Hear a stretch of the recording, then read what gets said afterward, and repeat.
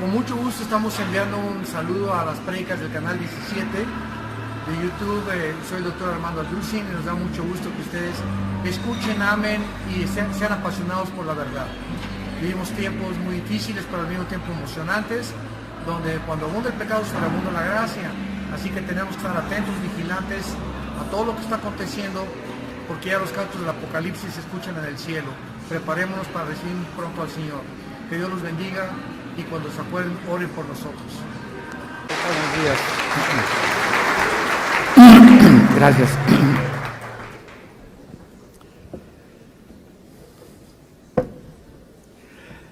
¿Ahora sí me ven?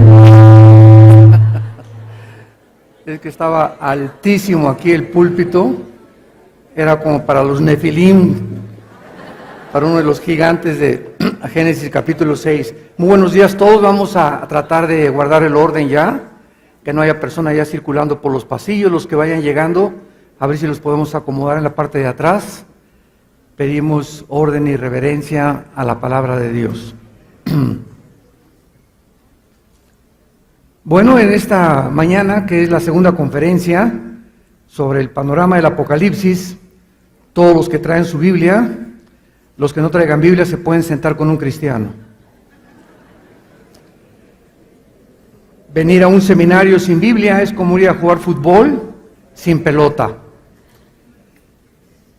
En el capítulo 1 del Apocalipsis, en el versículo 19, se nos da un pequeño bosquejo o una división en lo que estos 22 capítulos del Apocalipsis se divide el libro. Y dice: Jesucristo escribe las cosas que has visto, las que son y las que han de ser después de estas. Ayer vimos las cosas que has visto, o sea, todas las del capítulo 1. Los que comiencen ya a escribir pueden ustedes ya a llevar este orden. El capítulo 1 incluye las cosas que has visto. El apóstol Juan hace 2000 años es sacado de su cuerpo. Como lo sabemos, porque la carne y la sangre no pueden heredar lo corruptible, no puede heredar lo incorruptible. Con el cuerpo y las características que nuestro cuerpo tiene, es imposible que podamos entrar a otra dimensión.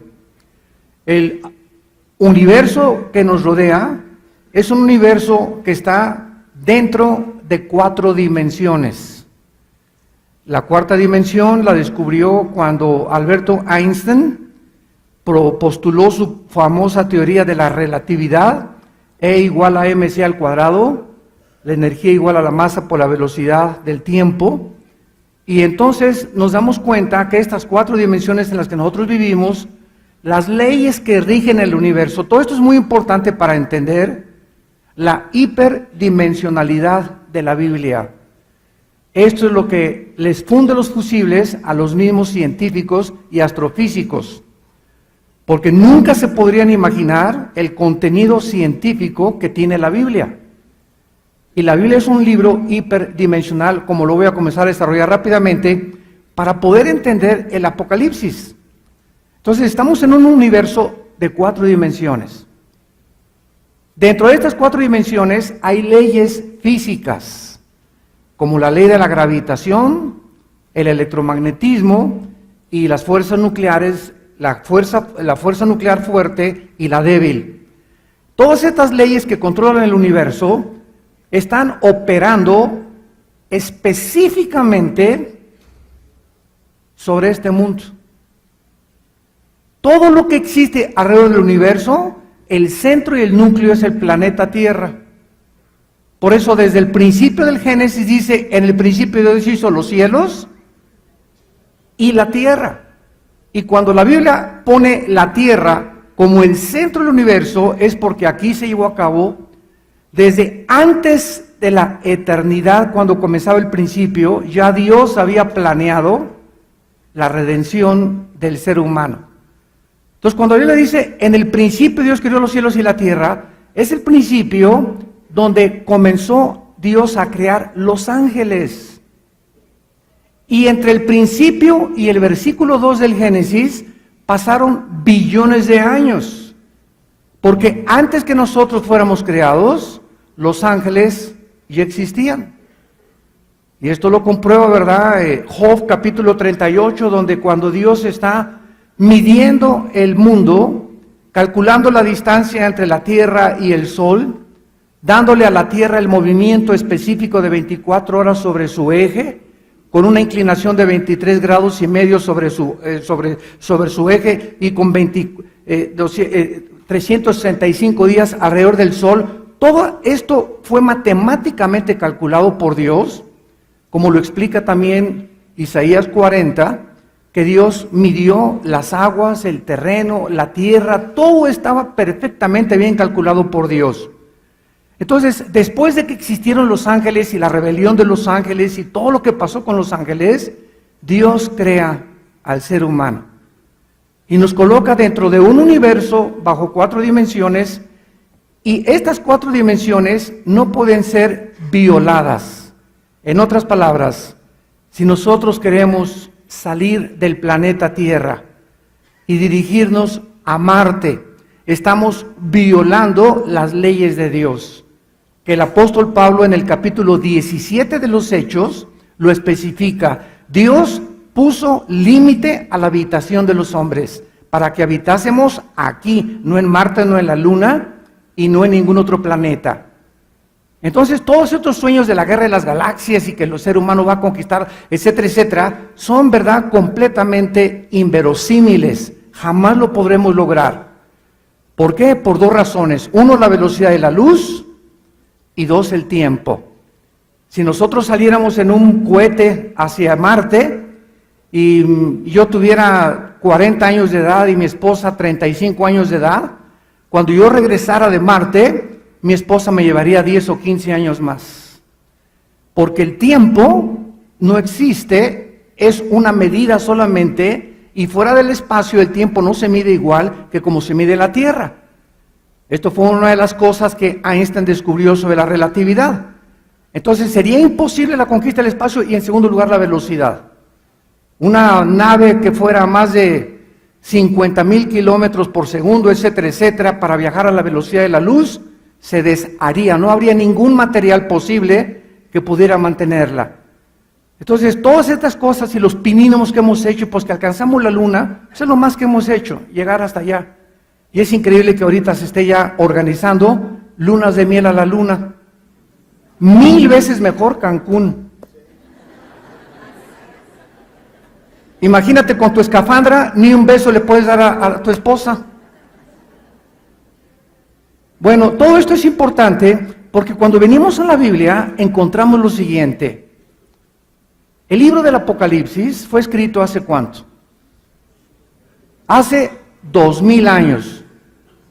Hace 2000 años el apóstol Juan es sacado de su cuerpo, trasladado al tercer cielo. Dice 2 Corintios 12 que hay 3 cielos, el cielo atmosférico, el cielo cósmico y el cielo de las habitaciones o los cuarteles generales de Dios. Entonces Juan es sacado de su cuerpo y trasladado al cielo, y Juan hace 2000 años escribe el futuro. Y al mismo tiempo que escribe el futuro, estamos viviendo nosotros en el presente. Entonces, hace 2000 años Juan escribe lo que va a suceder, lo que ya sucedió y lo que no ha sucedido. ¿Me siguen o ya se te fundieron los fusibles? ¿Se dan cuenta de lo que les estoy diciendo? El Apocalipsis ya sucedió. Todo lo que está en el Apocalipsis ya sucedió. Ya Juan lo vio, Juan lo vivió en el pasado. No ha sucedido y está por suceder. ¿Cómo puede la mente humana comprender esto? Bueno, la única forma de comprenderlo es recordando que Dios es un Dios hiperdimensional, que Él está fuera de nuestras 4 dimensiones, que sus pensamientos son mucho más grandes que los nuestros y sus caminos también, y que para poder nosotros comprender la magnitud, la excelencia y el poder infinito del Dios creador de los cielos y la tierra, necesitamos hacernos como los niños. El secreto para comenzar a caminar y comprender a Dios es la humildad. Es imposible poder caminar con Dios sin la humildad. ¿Qué es la humildad? No es, hermanito, ¿cómo está? Muy buenos días, ¿verdad? Y con un traje así todo rotito y mi corbatita rota y mis guarachitos. Eso es mensedumbre. Eso no es mansedumbre. Eso viene de la religión de donde fuimos sacados casi la mayoría de los latinoamericanos. La religión anterior a la que mis padres me inculcaron, eso es lo que me enseñó, que ser pobre es ser espiritual. Y que nosotros necesitábamos forzosamente tener una actitud así, ¿verdad?, de mencitos en lugar de mansos, para poder proyectar la humildad. La humildad es la dependencia continua de Dios. En otras palabras, si tú tienes 3 días sin tener comunión con Dios en la Biblia y sin una vida de oración, la soberbia comienza a cautivar tu corazón, porque en esos 3 días le has dicho a Dios, no te necesito. En estos 3 días he tomado decisiones, Dios, sin consultarte. En estos 3 días estoy trabajando en la energía de mi carne, no en la energía del Espíritu, porque la carne es muy consagrada. Lo vamos a ver en la iglesia de Éfeso a continuación. Entonces, entramos a un libro maravilloso que es el Apocalipsis, donde las cosas ya sucedieron, ahorita en el presente no han sucedido y están por suceder. Esto nos corrobora la teoría, repito, de Einstein: el tiempo no existe. El tiempo es relativo y es incomprensible ante la hiperdimensionalidad de Dios. Entonces, en el capítulo 1 del Apocalipsis, Juan ve a Jesucristo glorificado, ya no hecho pedazos en su cabeza y sangrando, lo encuentra con ojos como de fuego, con pies refulgentes como el bronce, con un vestido largo de lino que le llegaba hasta los pies, y Juan comienza a escribir las cosas que él vio, y ahorita vamos a ver las cosas que son el tiempo de la iglesia.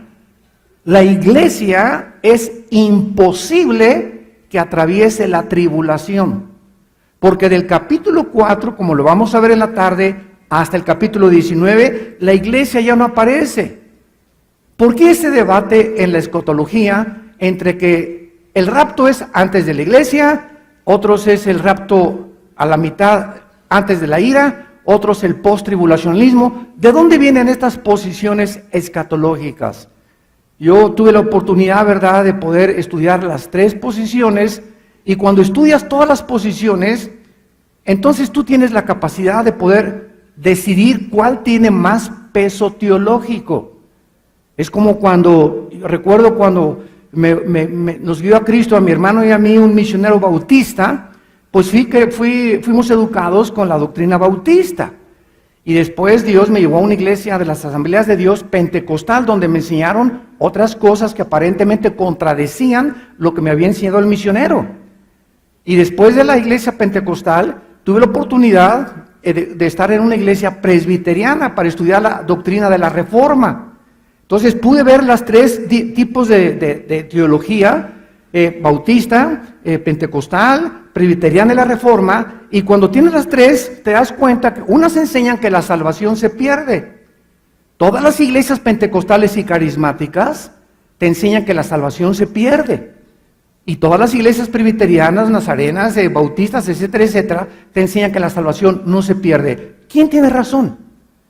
Entonces, cuando tú sales de un seminario pentecostal, pues sales y te dicen, es que tú tienes que hablar en lenguas para poder tener el bautismo del Espíritu Santo. En la iglesia presbiteriana te dicen lo contrario, en la iglesia bautista tienen otra parte. Son doctrinas no esenciales para la salvación. Pero cuando tú tienes la capacidad y el hambre de estudiar la palabra de Dios, descubres cuál tiene más peso teológico. Y entonces ya somos responsables de no solamente ser cuadrados ante lo que me enseñaron, sino que yo ya estoy convencido por el estudio de la Biblia cuál verdaderamente tiene la razón, porque no puede haber 3 verdades, no puede haber 4 verdades, la verdad es una sola. y la encontramos siempre, siempre en la palabra de Dios. La iglesia no puede estar en la gran tribulación simplemente porque la gran tribulación son los 7 años que Dios le prometió a Daniel en el capítulo 9, 24 al 27, que se llama la profecía de las 70 semanas de Daniel. Y esta profecía de las 70 semanas de Daniel, estos 7 años son la última semana de años que se cumplen para Jerusalén y para los judíos. Entonces, antes de que entremos a estudiar rápidamente 3 iglesias del capítulo 2 y 3 del Apocalipsis, recordemos algo: Israel y la iglesia son 2 entidades diferentes, porque se está enseñando en cantidad de iglesias que la iglesia usurpó el lugar de Israel, se llama la teología del reemplazo, y que ahora Dios ya no tiene que ver nada con Israel. Esto es una de las barbaridades más grandes que se siguen enseñando en muchas iglesias. Simplemente lee Romanos 9, 10 y 11. 3 capítulos de Romanos dedicados a enseñar que Dios no ha terminado con Israel. En este tiempo de la iglesia ya no hay judío, ya no hay griego ni hay gentil, pero Dios no ha acabado con Israel. Están en la banca y están esperando a que la iglesia sea sacada, y por eso inmediatamente cuando la iglesia es sacada, Dios sella, y es específicamente 144,000 judíos. Apocalipsis capítulo 7. 144,000 judíos, étnicamente judíos, 12,000 de cada tribu de Israel. ¿Por qué? Porque ya la iglesia ya no está. Dios ahora entra con Israel, a nosotros nos saca, y Dios en este tiempo cumple la última semana de la profecía de Daniel, termina juzgando a Israel, purificando a Israel. Nosotros nos vamos a las trompetas, falta la fiesta de Yom Kippur, que es en el mes de septiembre en el cual nosotros estamos, que es la expiación, donde Israel, Zacarías 12, Zacarías 14, se convierte y reconocen a Jesucristo para entrar al reino milenial. 7 fiestas le dio Dios a Israel, Ahora recuerden esto, estas 7 fiestas, la Pascua, los panes sin levadura, los primeros frutos, Pentecostés, y faltan 3. 4 fiestas cumplió Cristo. 4 fiestas cumplió Cristo, y no son fiestas de Israel, son fiestas de Dios. Se las dio a Israel para que representaran a través de la Pascua, de los primeros frutos, de la Pentecostés, para que representaran a Jesús. Porque Jesús se encuentra detrás de todas las fiestas, detrás de todas las ofrendas, detrás de los tipos del sacerdocio levítico, detrás de todo está Jesucristo. Y cuando descubrimos a Jesús detrás de todo, podemos comprender las Sagradas Escrituras.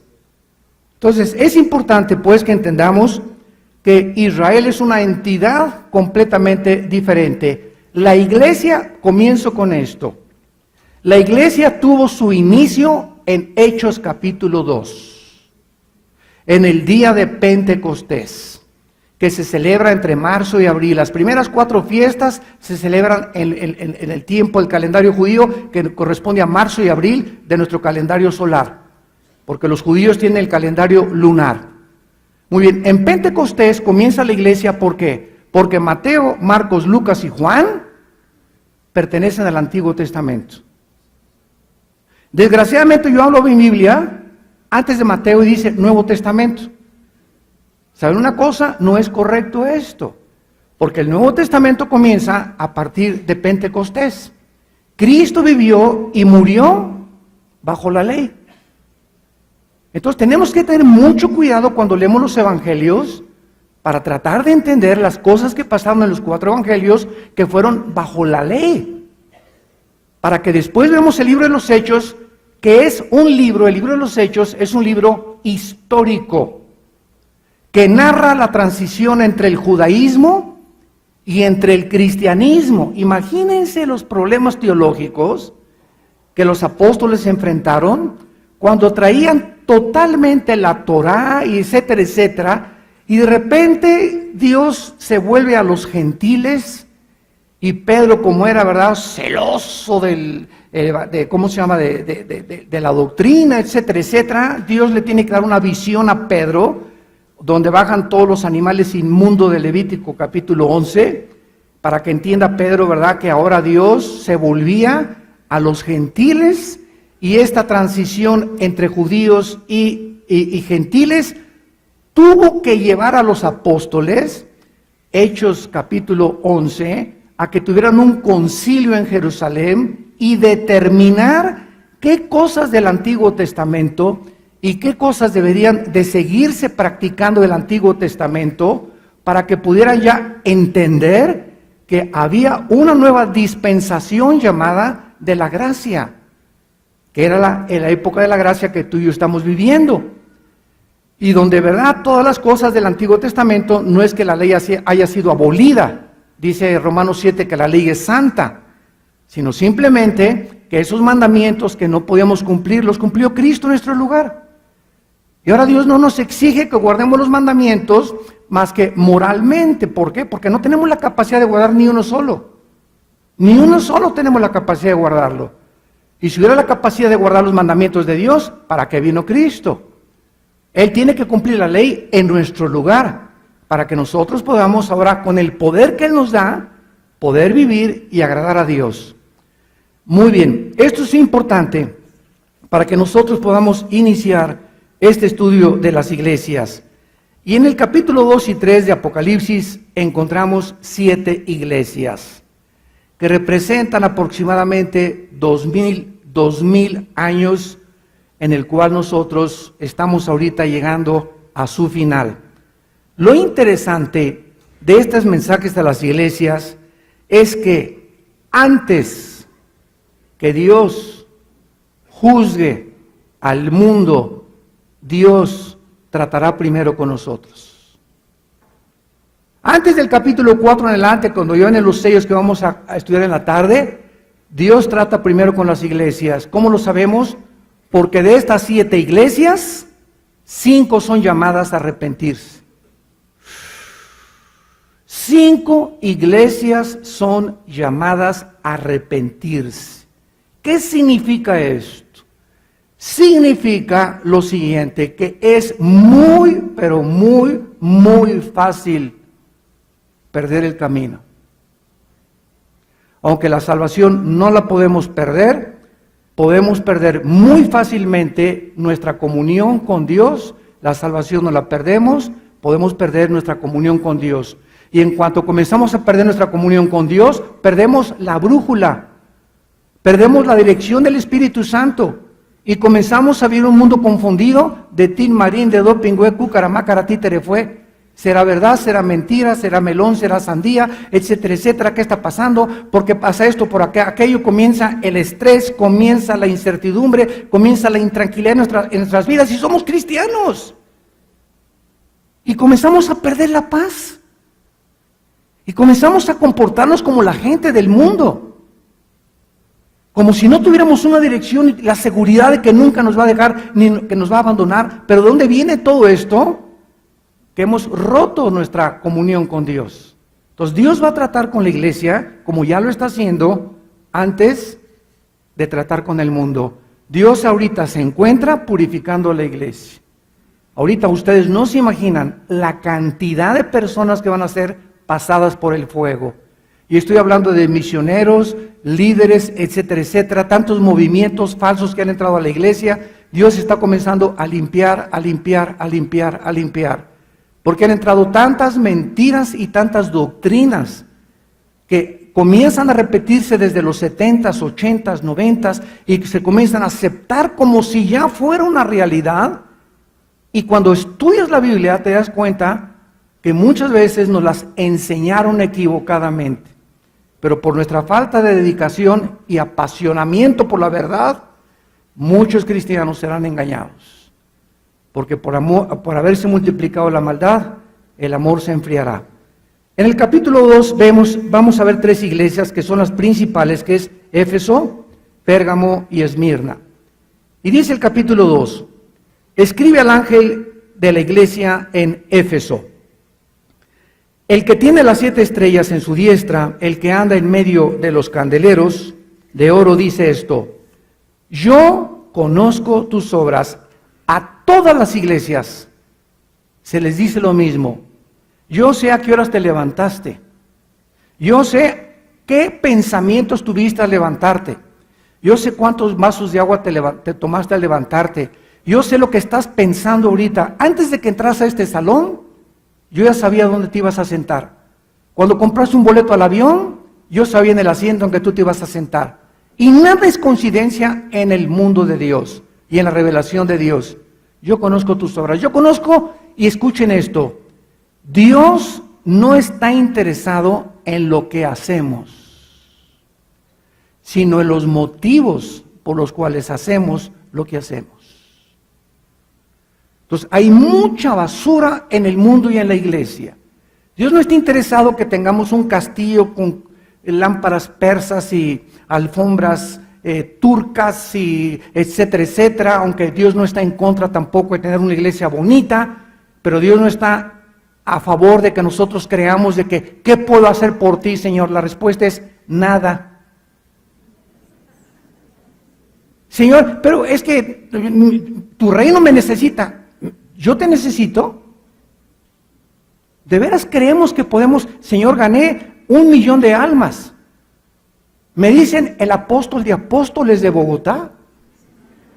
Y fundé tantas iglesias, etcétera, etcétera. Y hablo lenguas y tengo todos los dones del Espíritu y profetizo, etcétera, etcétera. Mira, Pancho Pistolas, déjame aclararte algo. Todo lo que tú has hecho, si has hecho algo, y todo lo que tienes, ¿quién te lo dio?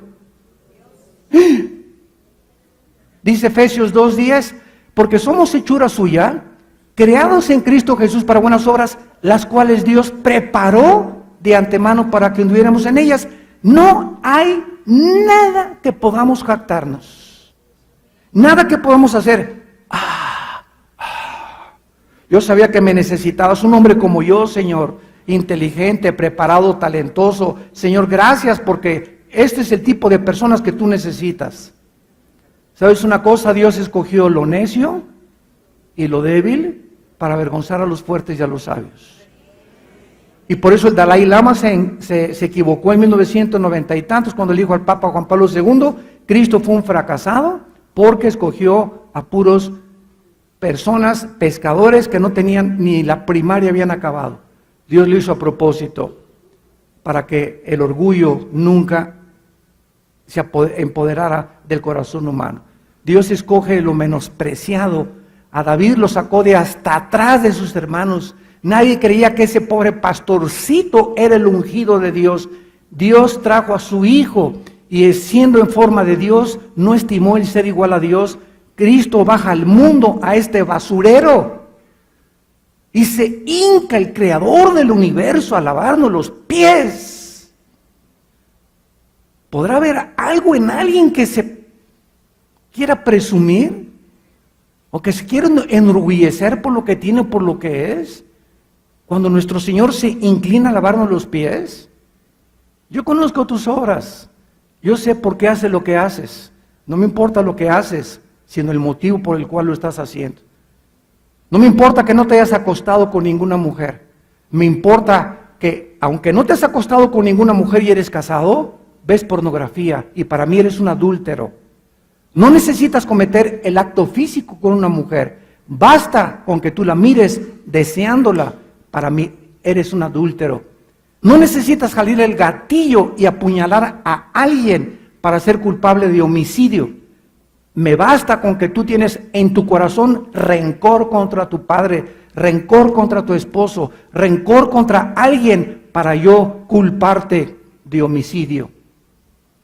Entonces vemos que Jesús baja al mundo y comienza a quitar las cortinas del corazón. Porque los fariseos por afuera eran perfectos, etcétera, etcétera, pero Dios corre las cortinas y no ve las acciones, sino las intenciones de nuestro corazón. Yo conozco tus obras y tu arduo trabajo y paciencia, que no puedes soportar a los malos, versículo 2, y has probado a los que se dicen ser apóstoles y no lo son, y los has hallado mentirosos. Y has sufrido arduamente por amor de mi nombre y no has desmayado. Hasta este momento, la iglesia de Éfeso podría decir, Señor, gracias, hasta que nos reconoces. Mira nada más cuánto he trabajado, mira nada más el sudor, bajé 5 kilos por ti, Señor. Repartiendo, y me fui a la montaña con los indígenas y estuve de misionero, etcétera, etcétera. Y yo quiero ser apasionado por la palabra de Dios, etcétera, etcétera. Y de repente Dios les dice a esta iglesia, escuchen eso, todas estas cosas por las cuales ahorita te he reconocido, ninguna de ellas te sirve. Pero ¿cómo es posible? Ninguna de ellas te sirve porque has perdido tu primer amor. Ahora, ¿cuál es el problema que encontramos rápidamente en la iglesia de Éfeso? Que todas las cosas que esta iglesia estaba haciendo, que ante los ojos de los hombres y ante muchos ojos engañados a sí mismos, estaban trabajando y operando lo que hicieron en la energía de la carne. Hay 2 energías que nos mueven: la energía de la carne y la energía del espíritu. La energía de la carne es consagradísima. Es consagradísima. La carne es religiosa. Religiosa hasta los tuétanos. Pablo dice en Filipenses 2 que él era fariseo de fariseos. Religioso, consagrado a su religión, celoso de su religión, pero él no tenía una comunión diaria con Dios. Todo era de la boca para afuera. Entonces, Dios no ve lo que estamos haciendo, ni las almas que estás haciendo. ¿Cuántas, dice Filipenses, Pablo, muchos predican a Cristo por envidia y contienda? Entonces, Dios no ve lo que hacemos, sino el motivo por el cual lo hacemos. Y aquí llegamos a una lección importantísima en nuestra vida. Esta iglesia perdió su primer amor. Y Cristo les dice, si ustedes no se arrepienten, si tú no te arrepientes de ello, voy a quitar el candelero de tu lugar. En otras palabras, en el momento en el que nosotros dejamos de tener como prioridad nuestra comunión diaria, nuestros devocionales diarios con Dios, comenzamos sin que nos demos cuenta a perder la energía que es la que da el Espíritu Santo y comenzamos a hacer cosas para Dios, pero no de Dios. Comenzamos a hacer cosas en la energía de la carne. Y tú puedes ser diácono, pastor, misionero, predicador, maestro de la escuela dominical. Podemos hacer muchas cosas sin la energía del Espíritu Santo. Decía David Wilkerson, un gran hombre de Dios que hace poco murió en Texas, que si el Espíritu Santo se iba del mundo, muchas iglesias seguirían trabajando. ¡Qué increíble! ¿Cuántas iglesias hacen todo lo que hacen? Y aparentemente apantallan a mucha gente, pero solo Dios sabe la razón por la cual están haciendo lo que están haciendo. Y muchas veces lo hacemos para nosotros mismos. Ahora, muy bien, ¿cuál es la prioridad de la vida cristiana entonces? ¿Para qué nos llamó Dios? Juan 17, 3 y 4. Esta es la vida eterna, que te conozcan. ¿A qué nos llamó Dios? ¿A hacer iglesias? No, eso es secundario. ¿A predicar el evangelio? Es secundario. A levantar organizaciones y seminarios es secundario. La prioridad a la que Dios nos llamó es estar con Él.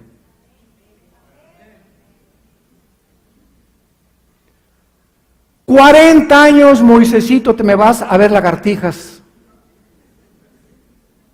40 años no vas a hacer nada.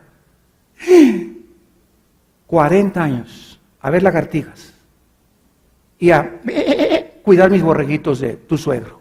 40 años. Cristo, 30 años sin hacer nada. Imagínense a Jesús a los 22 años. Padre, se está muriendo ese endemoniado. Así déjalo. Hay un enfermo, no lo sanes. Necesitamos predicar el evangelio. Shh, hasta que llegue a los 30 años. El tiempo es de Dios. Y nunca sabemos cuántos años de preparación necesitamos cada uno de nosotros para llegar finalmente a decir como Esther, para esta hora ha llegado mi vida. Juan el Bautista, 6 meses de ministerio y le cortan la cabeza. 6 meses. Para eso tanto tiempo de preparación en el desierto y comiendo langostas, etcétera, etcétera. Esteban, lleno del Espíritu Santo, no tenía ni 20 años de edad. Hubiera sido un gran predicador que Billy Graham ni que nada. Y Dios permite que maten a Esteban a los 20 años de edad. Entonces, cuando venimos a la Biblia y comenzamos a introducirnos en la mente de Dios, nos damos cuenta que es la impaciencia que tiene la naturaleza humana. Y yo ya quiero ser pastor, y ya quiero ser esto, y me quiero casar. Y lo primero que Dios tiene que tratar con nosotros, lo primero que Dios va a tratar contigo, y con mi vida sigue tratando, es con la impaciencia. Porque somos impacientes por naturaleza. Esto es lo que las cárceles están llenas en el mundo entero de seres humanos que se desesperaron y por la impaciencia y por no querer trabajar o no esperar muchas cosas, se adelantaron a obtener dinero de manera fácil y rápido. Y ahí están en las prisiones. Llenan las prisiones de gente que no quiso tener paciencia para esperar el tiempo de Dios. ¿Cuántos matrimonios ahorita en Latinoamérica se casan entre los 18 y 23 años de edad? Y de acuerdo a las últimas estadísticas, ahorita el 85% de los divorcios en Latinoamérica es entre matrimonios que no llevan 3 años de casados. Y la mayoría menores de 25 años de edad. Pues se casaron porque la muchacha ya se quería salir de su casa, o porque la embarazaron, o porque pero no se casaron ni por amor, porque no saben ni siquiera qué es el amor, hombre. Entonces la impaciencia siempre nos va a llevar a poder desviarnos del camino. Y saben ustedes lo que dice Hebreos capítulo 6, es necesaria la fe y la paciencia para que obtengan la promesa. Entonces, como la paciencia es importantísima, y sale Moisés de Egipto, y aquí papucho de papuchos. Y yo soy experto en el militar y me entrenaron en la astrología y me entrenaron en las letras y sale con la cabeza así inflada Moisés. Ahorita Dios me va a usar y se va al desierto y entonces entramos como globos así, como pavos reales delante de Dios, ¿verdad? Todos orgullosos, orgullosos. ¿Y qué es lo primero que Dios hace con nosotros? Nos comienza a desinflar y nos comienza a ejercer problemas. Porque son las tribulaciones, Romanos 5:3, las que producen la paciencia. Ese esposo que tienes es un desatornillador de Dios. Esa esposa que tienes es un serrucho de Dios. Esos problemas en tu trabajo forman parte del gimnasio de Dios. Las adversidades que estamos atravesando forman parte del gimnasio de Dios, porque es a través de los problemas y de las tribulaciones donde aprendemos la paciencia. Y sin esta paciencia, Hebreos 6:10, no podemos recibir las promesas de Dios. Es la paciencia la que obra después de la fe. ¿Qué cosa es la fe? Hebreos 11:1, la certeza de lo que se espera, la convicción de lo que no se ve. Vean con microscopio este versículo. La certeza de lo que se espera. La fe está relacionado con algo que viene, con el futuro. Y una confirmación de aunque no lo veas, lo estás esperando. Ahí está la paciencia. La fe y la paciencia son hermanas. Si lo veo, ya no es fe. Oiga, hermano, pero es que si yo veo un paralítico ahorita que comienza a caminar, una campaña de sanidad, voy a creer. ¿No es cierto? No es cierto. No es cierto. Milagros, como en el Antiguo Testamento, no ha vuelto a ver. El mar rojo se abrió. Salió agua de las peñas. Estos son milagros. Cayeron codornices del cielo de la noche a la mañana. Y más de 2 millones de personas con tantas señales, prodigios y maravillas no creyeron en Dios. Los fariseos vieron a Lázaro resucitar por el amor de Dios. Juan capítulo 11. ¿Qué más grande milagro? Lázaro, sal fuera, y sale caminando el muerto. Y el día que Lázaro resucita, Juan capítulo 11, es el día que los fariseos planean matar a Jesucristo. Los milagros van a producir en mi vida. Mis emociones van a ser afectadas, mis sentimientos van a ser afectados. Pero hemos renacido de nuevo por la semilla incorruptible de la palabra de Dios. Este mensaje es el único que cambia la naturaleza humana, no los milagros. Los milagros Dios los sigue haciendo, gracias a Dios, y Él es soberano, pero no con el propósito de cambiarnos. Nacemos de nuevo por la palabra de Dios. No por lo que vemos, por lo que oímos, porque la fe no es por los milagros, la fe es por el oír la palabra de Dios. ¿Se dan cuenta a dónde ha llegado la iglesia? A ser, ¿verdad?, circo de los dones espirituales, para mantener a la gente en emociones, en sentimientos, y cuando ya no hay eso, te comienzas a apagar sin que te des cuenta, o te vas de esta iglesia, o te vas a otra ciudad, y te falta eso, y comienzas a disminuir tu capacidad, porque tú no estás sostenido por la palabra de Dios, sino por lo que te han enseñado a ver. Y es el peligro en el que se encuentra ahorita la iglesia. Dios dice, si tú no te arrepientes, voy a cambiar completamente tu vida, voy a quitar el candelero. Vean ustedes en Marcos capítulo 1, versículo 35. ¿Cuál fue el secreto de la vida del poder de Jesús? Nunca los discípulos le dijeron a Cristo, enséñanos a hacer milagros o a sacar demonios. Él simplemente les dio la orden. Pero escuchen esto, cuando los discípulos le preguntaron a Jesús que les enseñara algo, le preguntaron que les enseñara a orar. Porque los discípulos descubrieron que el secreto del poder de la vida de Jesús se encontraba en la oración. Marcos 1:35, levantándose a las 12 del día. ¿Eso dice? Levantándose muy de mañana.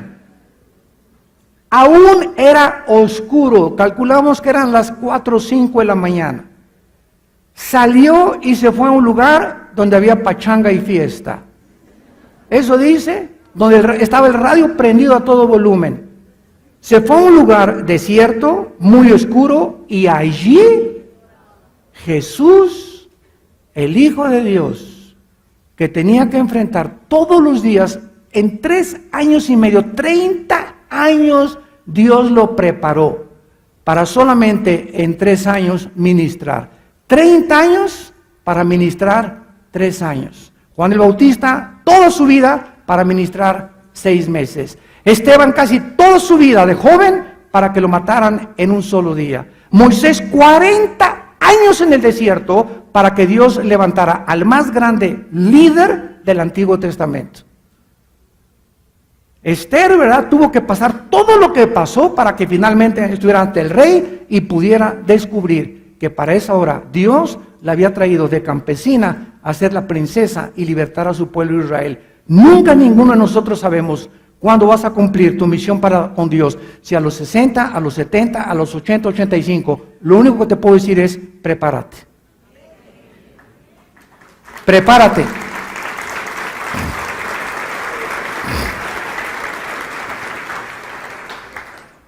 Si ustedes, amados santos de Dios, para terminar con la iglesia de Éfeso, si ustedes, amados santos de Dios, ninguno de ustedes o alguno de ustedes no tiene aún, se necesita disciplina. Para ser cantante de ópera, para ser cantante de ranchero, para ser deportista, karateca, músico, concertista, dime la vocación o el oficio que tú me quieras mencionar. Ningún ser humano sin disciplina llega a ningún lado. Tú no puedes ser una persona desorganizada y sin disciplina. Y Dios está forjando en nosotros un carácter de soldados. El cristianismo no es solamente venir el domingo a la iglesia, aleluya, gloria a Dios, y ver sanidades y esto y el otro, y por aquí para allá, y emociones, y me caigo al suelo, y me tumban, y veo visiones, y tengo profecías, etcétera, etcétera. Ya, sálganse de Disneylandia, por el amor de Dios. El cristianismo es mucho más serio que eso. El cristianismo necesita un forjamiento del carácter que necesita disciplina. ¿Y qué es la disciplina? Son hábitos que comienzas tú, pues me da sueño, pues me levanto a las 5:30 y te va a costar trabajo los primeros días, 4 días, 2 semanas, pero lo vas a hacer. Y una vez que venzas ese sueño, 2 o 3, te vas a dar cuenta que sí lo puedes hacer, pero si no tienes esta disciplina de tener en primer lugar en tu vida a levantarte y estar con Dios, nunca vas a poder crecer en la gracia y el conocimiento de Cristo. Dime los seminarios que has tomado y los diplomados que has tomado y el doctor en teología, dime lo que tú quieras. Si tú no eres una persona disciplinada, solamente tienes lleno de conocimiento la mente, pero Dios no usa esas personas. Dios usa a las personas de carácter. Cuando lleguemos al cielo, nadie le va a decir a Dios: Señor, gané 1 millón de almas, Señor, hice tantas iglesias, hice tantos asilos para ancianos, muchos orfanatorios, bla, bla, bla. Me decían el apóstol de Coyuta de Benítez, bla, bla, bla, bla. Cuando lleguemos al cielo, ¿sabes una cosa? Porque a Dios no lo apantallamos con nada, escuchen, con nada que hagamos. Ve nomás todo lo que era la iglesia, todo lo que hicieron a la iglesia de Éfeso. Oye, merecía un premio Nobel, ¿verdad? De la excelencia. Y Cristo los rechaza. Cuando lleguemos al cielo, la única pregunta que Dios nos va a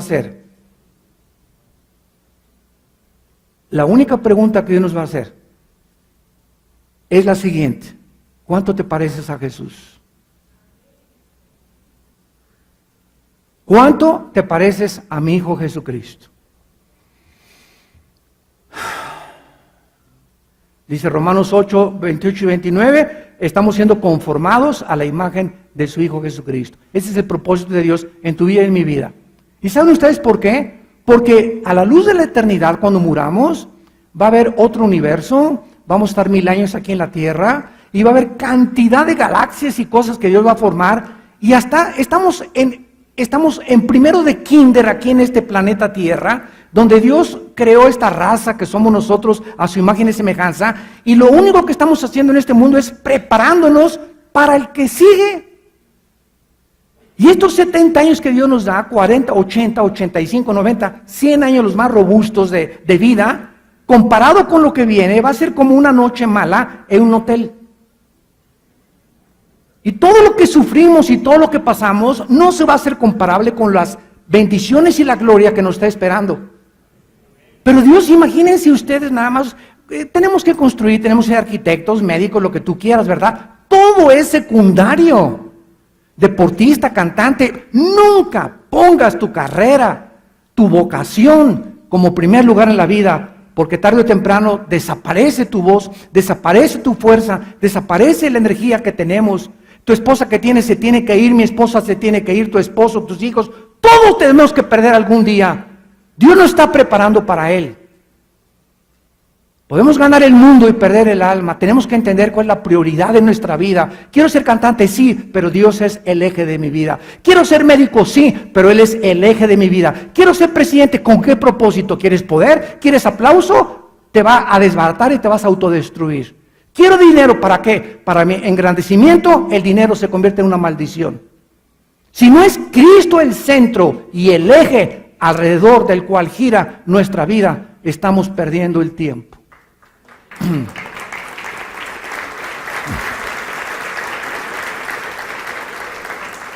En segundo lugar, vemos la iglesia de Pérgamo, capítulo 2 de Apocalipsis, versículo 14 al 16. Y dice la Biblia en Apocalipsis 2, 14 al 16, tengo unas pocas cosas contra ti, que tienes a los que retienen la doctrina de Balaam, que enseñaba a Balac a poner tropiezo, versículo 15, y a los que retienen la doctrina de los nicolaitas. Muy bien, esta iglesia es acusada de enseñar o practicar la doctrina de Balaam.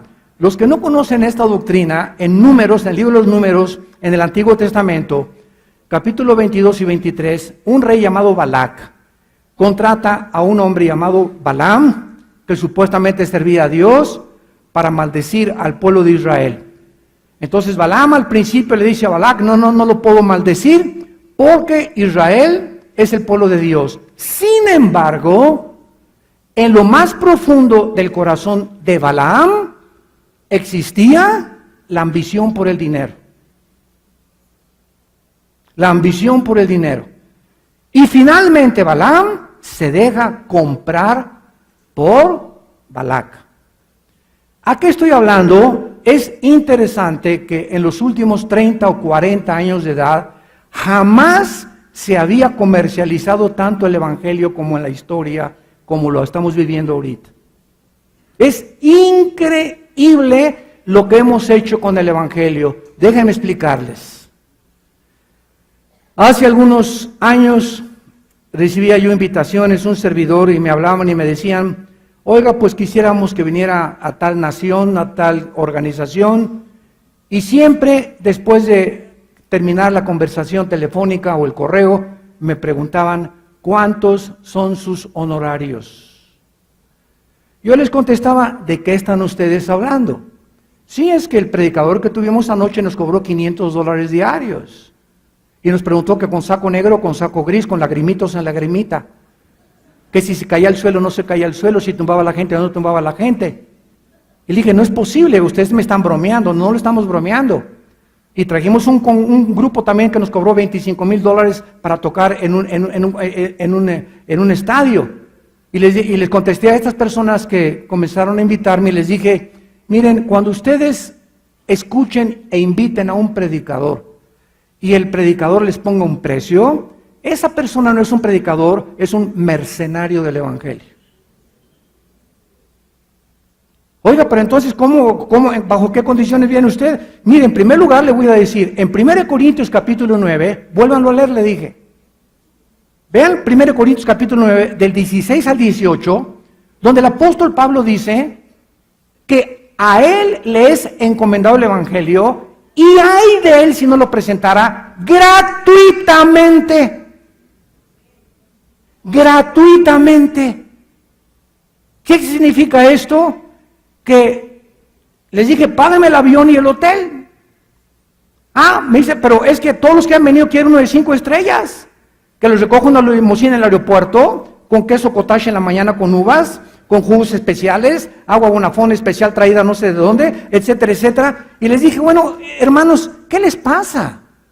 ¿Cómo es posible que ustedes acepten estas condiciones de una persona que se llama hombre de Dios? Le dije, ahora yo voy a orar por esta invitación y mi esposo y yo vamos a orar y tenemos una mesa directiva donde encomendamos las invitaciones. Tenemos cientos de invitaciones. Y sabe una cosa, nosotros no somos dueños de nuestra vida, somos guiados por el Espíritu de Dios.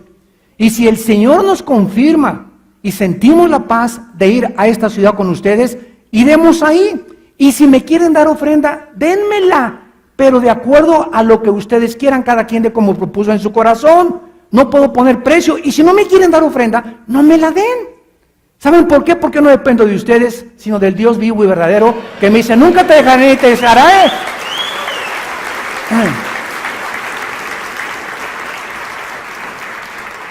¿A dónde hemos llegado? A la doctrina de Balaam. Todo ya es cuánto es.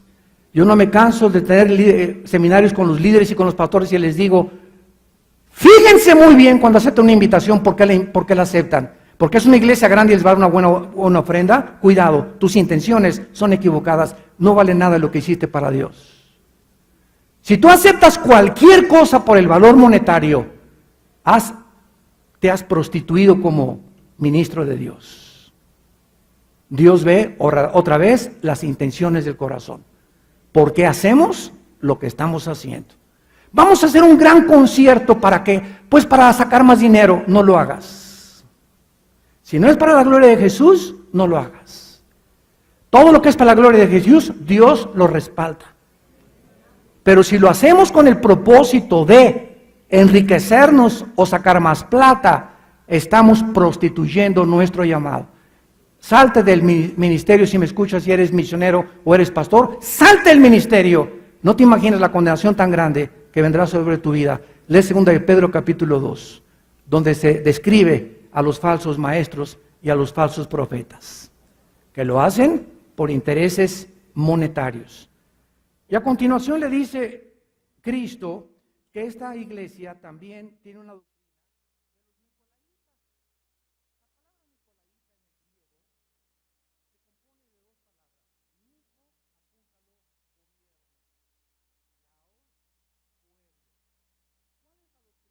De los nicolaitas. Es la doctrina donde son familias y no el pastor los que gobiernan la iglesia.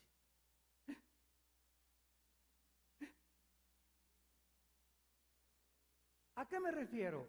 ¿No se imaginan ustedes a cuántas iglesias hemos visitado hace muchos años, y todavía desde luego que existen, donde son iglesias donde la familia Pérez puso el techo, la familia González puso las alfombras, y la familia Pérez de quién sabe qué puso el aire acondicionado? Y estas tres familias son las adineradas de esa iglesia. Por lo tanto, ellas escogen al pastor, le dicen lo que tiene que predicar y si no les gusta lo corren y contratan otro. Háganme el favor. Esta es la doctrina de los nicolaitas, donde el pueblo está gobernando la iglesia, y la iglesia no es un partido político, ni a los pastores se les escoge por votación, por el amor de Dios. No es una democracia la iglesia, es una teocracia gobernada por Dios. Dice en Hechos 13 que se juntaron los apóstoles y a ellos el Espíritu Santo les dijo, escoge este y este. No es la iglesia la que controla la iglesia, son los pastores y los líderes a quienes Dios nos ha dado la responsabilidad de darle cuentas a Él. Pero hay cientos de iglesias, no sé cuántas hay aquí en Colombia, que son gobernadas por las familias y no por los pastores. Y esto no es el sistema, ni el gobierno, ni tampoco la función de una iglesia, la doctrina de los nicolaitas. Y finalmente tenemos a la iglesia de Tiatira en el versículo 20 y 22 como ejemplo, y dice así, tengo unas pocas cosas contra ti, que toleras que esa mujer Jezabel, que se dice profetiza, se dice, enseña y seduzca a mis siervos a fornicar. Le he dado tiempo para que se arrepienta, pero no quiere arrepentirse de su fornicación. Muy bien. Jezabel, como muchos de ustedes saben, se usa el ejemplo de esta reina casada con Acán. Vean ustedes esta escena. Ella, una mujer con un carácter que ahí te encargo. Tremenda, líder, cruel, sanguinaria, y él un hombre débil. Vean este matrimonio. Ella una mujer con un carácter tremendo y él un hombre débil de carácter. Un día llega acá y le dice a una persona, oye, véndeme la higuera. No, yo no te vendo nada. Ay, ¿por qué no me la vendes? ¿Qué calles y sáquese de aquí? Y regresa acá, mi amorcito, ¿qué amorcito ni qué nada? Échese ahí al suelo. A ver, ¿qué quiere ahora? Pues mi amorcito, es que quiero una higuera y no me la quisieron vender. ¿Cómo que no te la quisieron vender? A ver, 3 coscorrones primero por menso. Y se va Jezabel y mata a este hombre para quitarle la higuera. Muy bien, ¿qué cuadro tenemos aquí de iglesia? Una iglesia gobernada por mujeres. Vamos por orden para que no vayamos a torcer ni a malinterpretar absolutamente nada. Damas y caballeros santos de Dios, Dios en la Biblia, desde el Antiguo Testamento, desde antes que el pecado entrara, Dios estableció al varón como cabeza y como líder. Dios creó primero a Adán y de Adán sacó a Eva. Y antes de que sacara a Eva, Dios antes, le encargó Dios que cuidara el huerto a él. Fue Adán a quien le dio la orden, no comerás de ese árbol. 2, 3, fue Adán el que le puso nombre a todos los animales. Y ya que Adán hizo estas 3 o 4 cosas, sacó a la mujer. Y aquí no estamos hablando de superioridad, porque somos ante Dios iguales los hombres y las mujeres. Iguales, pero no en funciones. Ahí está el secreto. no en funciones. La mujer es aprensiva, es débil, el hombre Dios lo creó para que fuera el proveedor de su casa, para que él dirigiera 3 cosas: la iglesia, el gobierno y su hogar. Ahora bien, ¿cuántos hogares hay donde el hombre, como Acab, ¿verdad?, es débil? Y la mujer, al ver que es como una carreta que van los dos, los hijos atrás en la carreta y vamos con los caballos, y de repente el marido y se va para atrás y agarra la mujer las riendas de la casa porque el marido no enseña la palabra de Dios, el marido casi no provee, etcétera, etcétera, y las mujeres toman el papel que no les corresponde, pero que lo tienen que tomar por necesidad, porque si no se desbocan los caballos y la casa se pierde, y luchan por sus hijos. Y así actualmente en los últimos 30 o 40 años hay cantidad de iglesias donde por la carencia de hombres, Dios está levantando mujeres. Ahora vean ustedes esto, la voluntad de Dios, apúntalo, es directiva y permisiva. La voluntad de Dios es directiva y permisiva. Dios aborrece el divorcio. Dios está en contra del divorcio. Sin embargo, esa es su voluntad. Dios permitió el divorcio, no porque fuera su voluntad, sino por la dureza del corazón de los hombres. Dios permite el divorcio en muchos matrimonios que son tan tóxicos que si siguen juntos se van a acabar los dos matando y afectando a su familia. No es la voluntad de Dios, pero lo permite Dios para el bienestar muchas veces de los mismos hijos. De la misma forma, no es la voluntad de Dios que haya matriarcado en un hogar. La voluntad de Dios es que sea el hombre la cabeza de la mujer. 1 Corintios 11:3.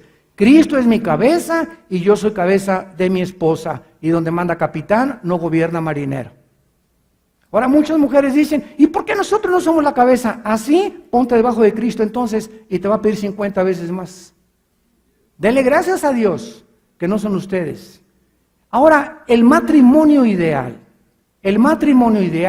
es cuando llegamos a un punto, tanto mi esposa como yo, en el que ya no tengo yo que ser autoritario. Es que tú te tienes que someter a ti y te tienes que someter. Esto no es el cuadro de la Biblia. La sumisión es cuando un esposo se somete a la esposa y a Cristo, y si el varón se somete a Cristo, Dios trabaja con ella para que se someta a él. No te atrevas a ser el jefe de tu casa ni el líder de tu hogar si tú no estás sujeto a Jesús. No exijas a tu esposa lo que tú no dependes de Dios. Si tú no eres el varón de Dios que Dios quiere y eres el que diriges moralmente a tu casa y el que eres el jefe de tu familia y el que tratas a tu esposa como una reina y la tratas, ¿verdad? Y es tu princesa, tu esposa. En los 7 días de su menstruación que tienen los cambios hormonales las mujeres, no te atrevas a tocarla, porque chillan porque vuela la mosca. Y cuando comenzamos a considerar la condición de la mujer, ya vamos el año que entra a hacer un seminario de matrimonios aquí en Bogotá, si Dios quiere. Mi esposa va a venir.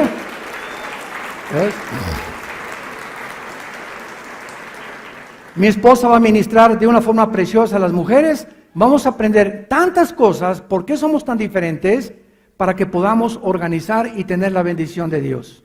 Pero no podemos funcionar cuando nosotros no tenemos una relación con Cristo, la iglesia de Éfeso.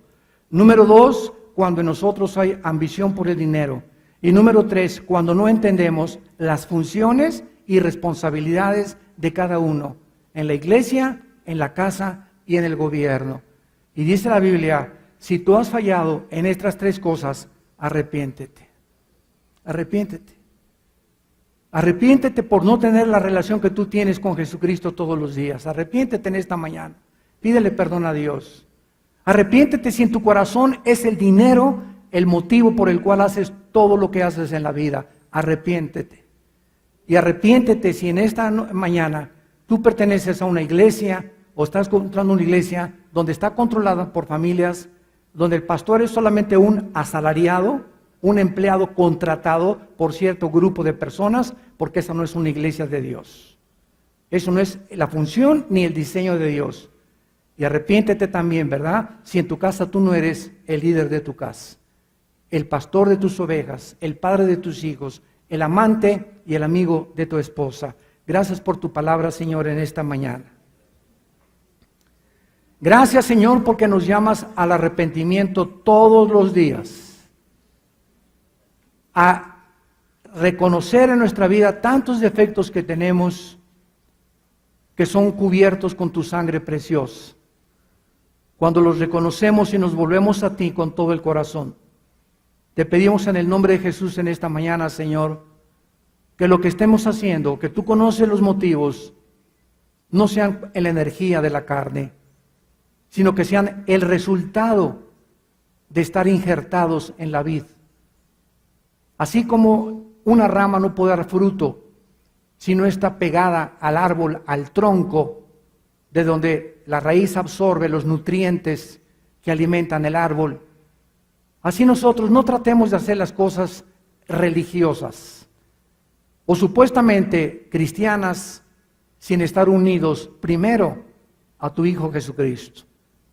Oh Dios, guarda nuestros corazones para que podamos mantener el diseño tuyo y entender que muchas cosas que hacemos, tú las permites para que no sean destruidos los matrimonios o tu iglesia, pero que no es tu voluntad. Tratemos de entender lo que es tu voluntad y lo que tú permites por tu misericordia y por tu amor a nosotros, porque nos has amado con amor eterno y nunca nos dejarás ni nos desampararás. Siempre nos estarás hablando para que enderecemos nuestro camino, porque los cascos del Apocalipsis ya se escuchan en el cielo. Ya viene Jesús por nosotros. Preparémonos para encontrarnos con nuestro Señor. Amén.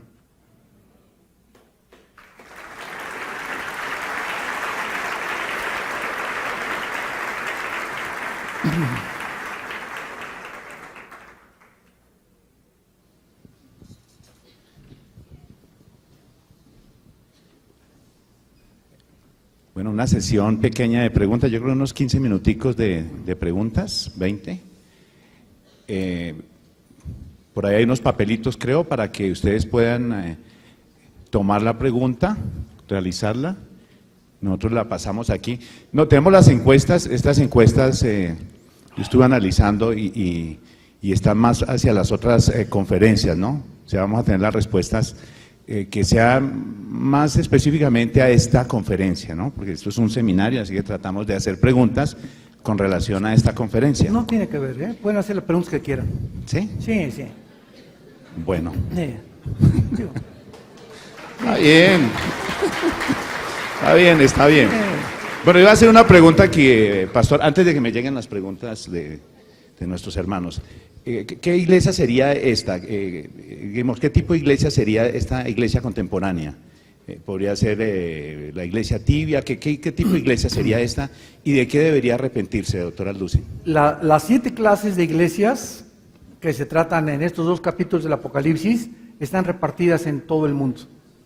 Hay iglesias de Éfeso, hay iglesias de la Odisea, de Esmirna, ¿verdad?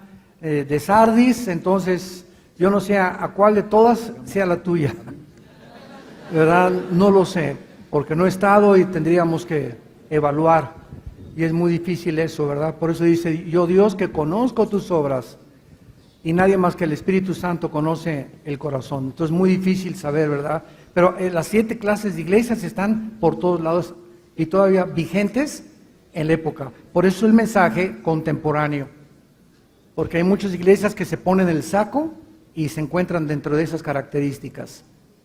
¿Usted qué diría, doctora Lucy, que digamos de los errores Vamos a subir aquí para que de me la vean. iglesia? De los errores de la iglesia actual, ¿cuáles serían puntos específicos de arrepentimiento, doctora Lucy? Bueno, el arrepentimiento sabemos lo que significa, ¿verdad? No es una vuelta de 90 grados, o sea, por ejemplo, una persona, ay, pues fumo, voy caminando y pues me doy una media vuelta y dejo de fumar. Eso no es arrepentimiento, o dejo de tomar drogas. El arrepentimiento es una vuelta, porque tú puedes dejar de fumar sin volverte a Dios. Puedes dejar de ser borracho sin volverte a Dios. Entonces, el arrepentimiento no es solamente dejar de hacer lo malo, sino voltearnos 180 grados hacia Dios, hacia la cruz. Ese es el arrepentimiento. Una vuelta completamente de 180 grados hacia Él. Porque si no es hacia Él, tarde o temprano vas a regresar a seguir haciendo lo que hacías. Porque solo Él nos da el poder de poder dejar de hacer lo que hacíamos.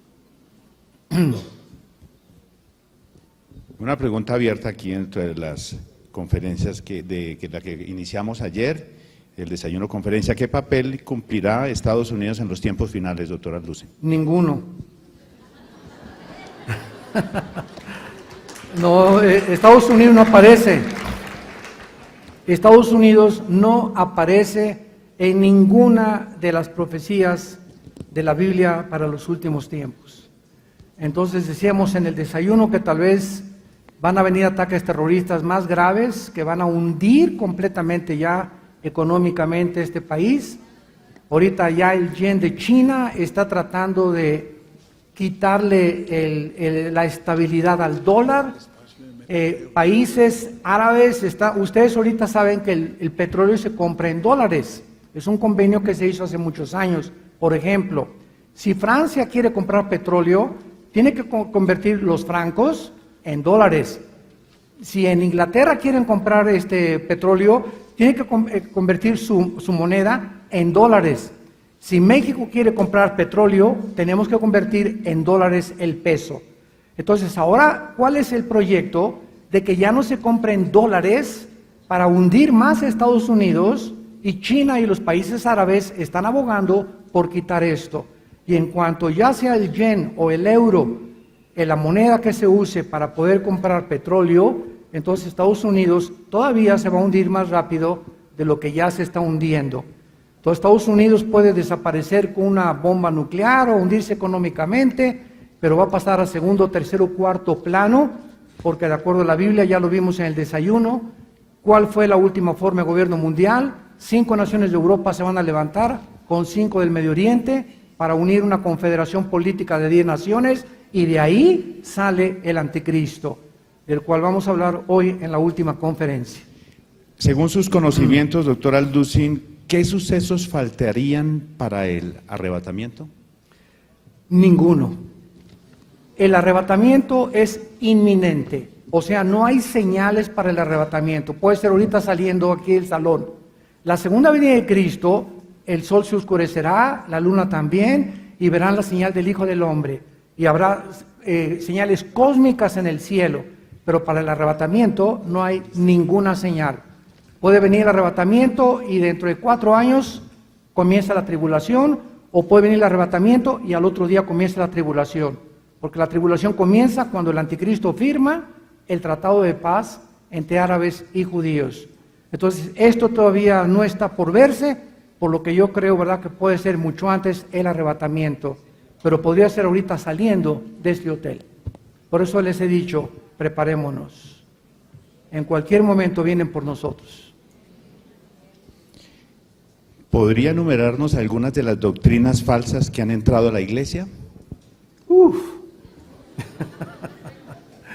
Doctrinas falsas que han entrado a la iglesia. Bueno, por ejemplo, una de las doctrinas falsas que entró a la iglesia y que todavía se sigue predicando es que todos necesitamos hablar en lenguas. Y que si tú no hablas en lenguas, tú no tienes el bautismo del Espíritu Santo, por el amor de Dios. Verás, si nosotros vemos tanto históricamente como teológicamente, esto es una barbaridad. Y hay muchas iglesias que están cambiando su misma declaración de fe, descubriendo que es una barbaridad. Los más grandes hombres de Dios de la historia, Juan Hus y Billy Graham, y Hudson Taylor y David Brainerd, Charles Spurgeon, ninguno de ellos, Jonathan Edwards, hablaron en lenguas nunca. Entonces, eso de que un don, que es el último de los dones, se necesita o que es imprescindible, no es bíblico.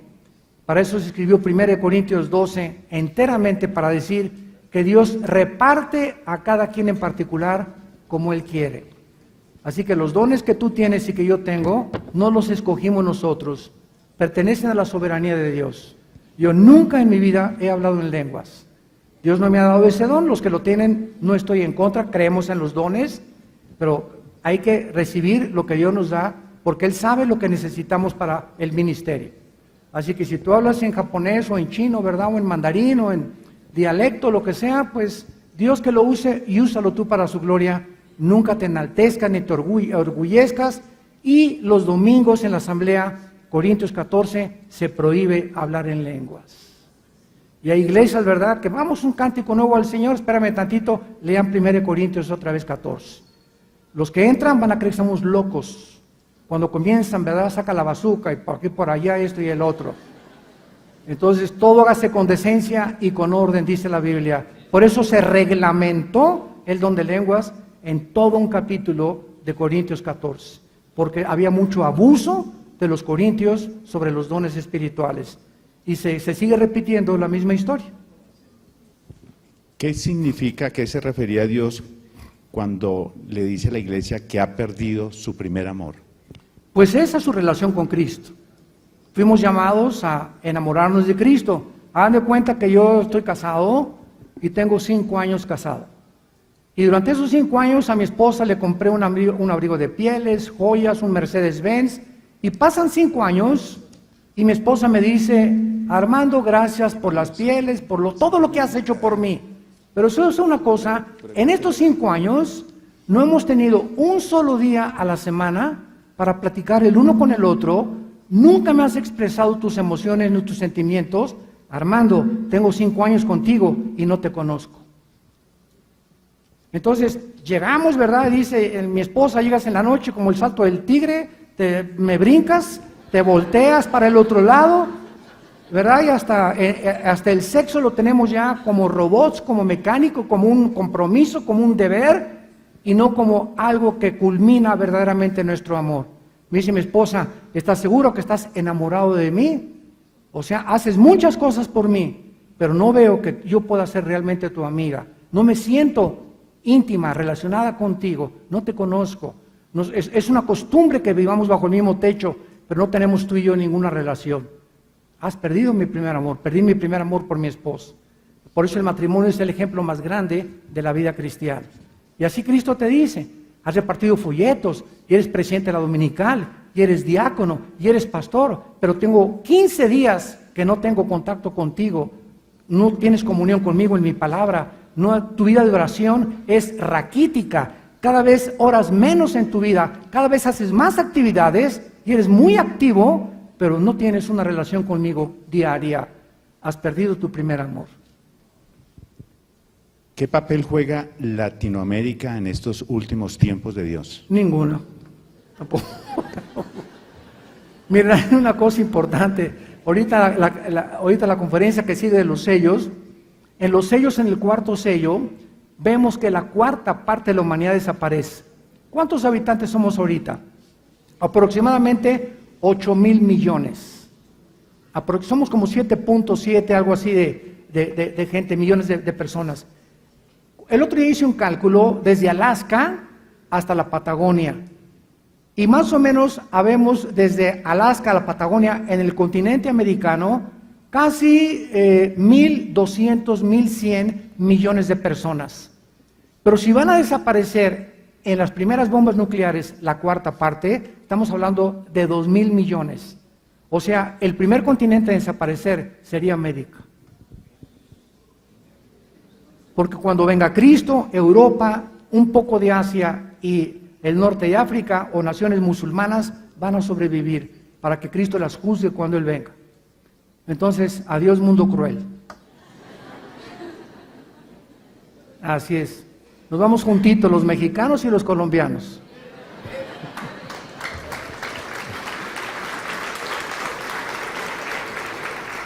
Última pregunta. Ya es que tenemos tenemos un horario establecido. Pero no, seguimos, la próxima sesión también tenemos preguntas, no hay problema. Siendo Israel el reloj de Dios, ¿cuándo sería el ataque de Rusia e Irán a Israel? Bueno, la fecha no la podemos saber, pero Irán y Rusia ya están en la frontera de Israel. Ya están por primera vez en la historia de los últimos 50 y tantos años en la frontera con Israel. O sea, ahorita en la guerra del 67, que fue la guerra de los 6 días, Israel recuperó parte de Jerusalén. Y si las Naciones Unidas no intervienen, estaría en Egipto y estaría completamente en todo lo que es la Franja de Gaza y el Banco Oriental. Y las colinas del Golán, que Israel recuperó en el 67, es la frontera con Siria al norte del Mar de Galilea. Y ahorita están tratando de que Israel devuelva las colinas del Golán, pero nunca lo va a hacer, en este caso ahorita Netanyahu, porque perderían su posición estratégica militar y pues Siria se les vendría por el norte y los encerraría completamente. Pero ahorita ya Siria, Rusia e Irán están en las fronteras con Israel, por lo que ya estamos próximos a ver la guerra de invasión del 38 y 39 del capítulo de Ezequiel. Así que ya estamos en cualquier momento. Nunca en la historia Rusia se había apoderado del Medio Oriente como en los últimos 6, 7 años. Nunca. Y esto es para que se cumplan las profecías bíblicas. Y el pacto que hizo Irán con Rusia es increíble, porque de acuerdo a Ezequiel 38, Irán, que aparece con el nombre de Persia, en 1935 se le cambió el nombre de Persia a Irán. Nunca Irán había hecho el pacto y lo hizo, porque la Biblia profetiza que tanto Irán como Rusia se harían compadres para invadir Israel. Increíble la palabra de Dios.